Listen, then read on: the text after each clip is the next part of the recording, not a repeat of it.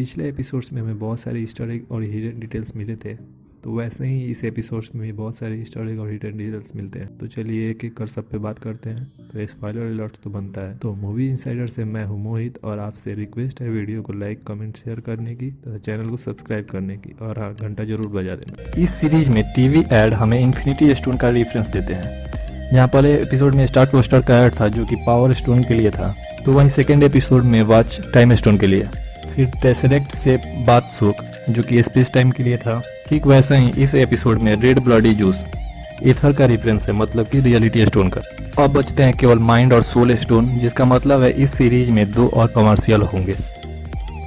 Episode 1 और 2 के बाद हमें इस एपिसोड में फिर से मेलमैन दिखता है। जब बिली और टॉमी स्पार्की को ढूंढ रहे होते हैं तो इस सीन में डेनिस द मेलमैन ट्विन से बोलता है कि उसकी माँ उसे ज्यादा दूर नहीं जाने देगी, जिससे ऐसा लगता है कि वह वेस्ट व्यू रियलिटी से वाकिफ है। साथ ही एपिसोड 1 में डेनिस पहला मेंबर होता है जो वेस्ट व्यू में दिखता है, और एपिसोड में इसका कनेक्शन एग्निस के साथ भी दिखता है जब बिना वांडा विजन की उपस्थिति में दोनों बात करते हैं। इसमें डेनिस बोलता है कि don't shoot me, I am a messenger, जिससे लगता है कि यह दोनों एक दूसरे को जानते हैं। और अगर आप शॉर्ट के कैंप में बोर्ड पर ध्यान दोगे तो वहाँ सभी की पिक्चर होती है एक्सेप्ट डॉटी और एग्निस के पति के। साथ ही एग्निस के पिक्चर पर उसका ड्राइविंग लाइसेंस नहीं होता और हमें वहाँ डेनिस की भी पिक्चर नहीं दिखती।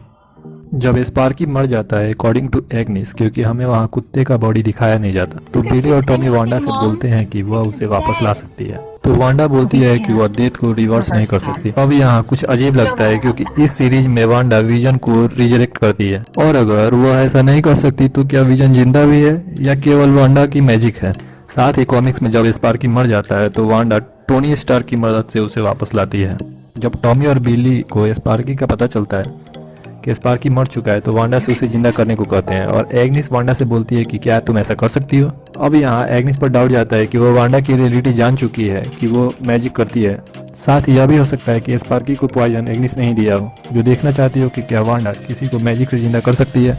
एक ऐसी फैन थ्योरी आ रही है कि एग्निस का पति रैल्फ भी मर चुका है और एग्निस उसे जिंदा करने के लिए ये कर रही है। साथ ही अगर आप विजन और नॉर्म वाले सीन पर ध्यान दोगे तो वहाँ नॉर्म में बोलता है कि सी इज इन माई हेड, वह वहाँ सी बोलता है ना कि वांडा। सो हो सकता है कि इस रियलिटी में एग्निस का ही हाथ हो जो अगाथा हार्कनेस हो सकती है, या फिर सी का रेफरेंस डॉटी से भी हो सकता है।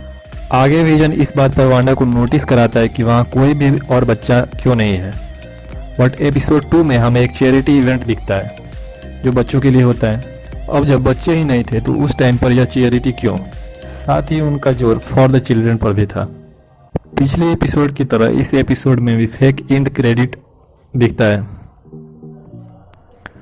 जब वांडा विजन के साथ कॉन्वर्सेशन छोड़कर जा रही होती है तब, जो कि सिटकॉम ग्रोइंग पेन्स के एंडिंग क्रेडिट जैसा ही होता है।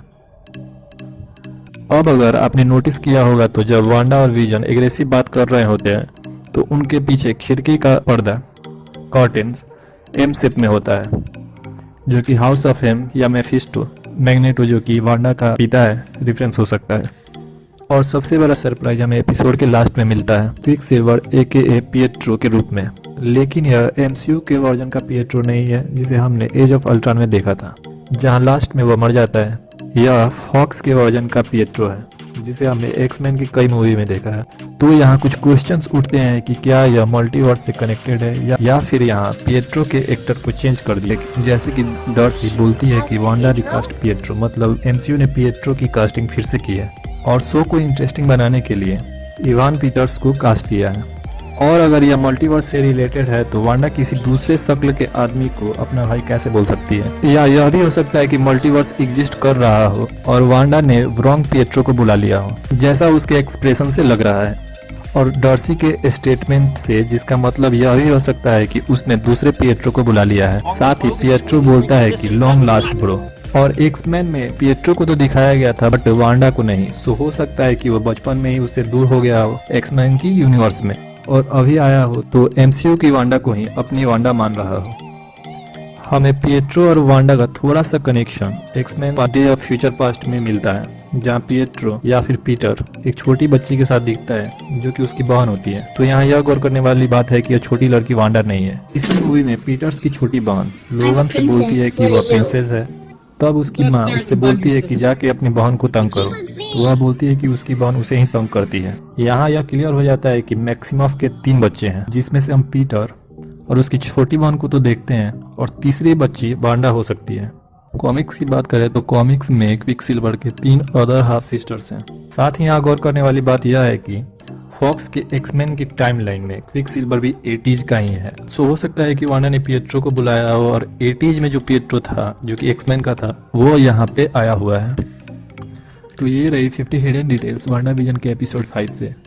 अगर मेरे से कुछ मिस हुआ हो तो आप कमेंट्स में बताएं। साथ ही आप अपना स्कोर भी बताएं कि आपको कितना पता था। साथ ही अगर आपको मेरी मेहनत थोड़ी सी भी पसंद आई हो तो वीडियो को लाइक, कमेंट, शेयर और चैनल को सब्सक्राइब जरूर करें। मिलते हैं किसी नए वीडियो में किसी नए टॉपिक के साथ। तब तक के लिए बाय।